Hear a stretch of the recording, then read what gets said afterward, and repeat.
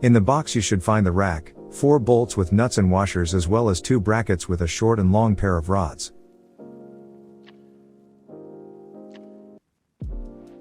Loosely mount the 2 brackets onto the rack. The brackets should be attached to the track found only on one side of the rack. Attach the bracket to the left and right slots in the following orientation. Make sure the rod guides are facing inwards.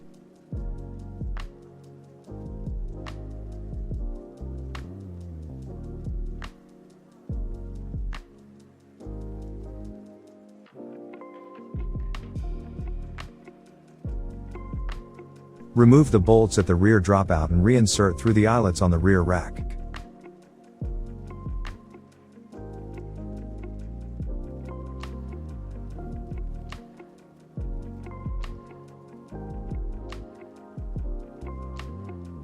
Pivot the rack to a level position.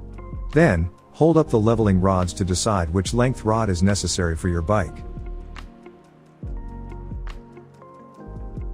Next, slide the rod through the bracket guide and loosely attach the rod to the seat stay by using the bolts attached to the frame.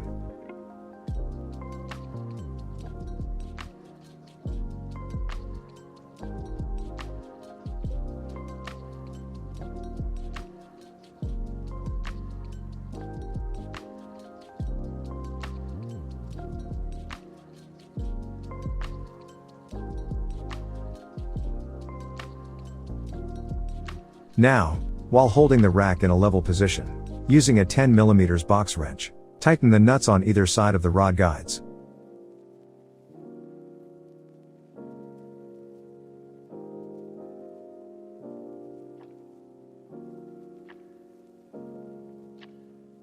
Finally, securely tighten the bolts fixing the rods to the frame,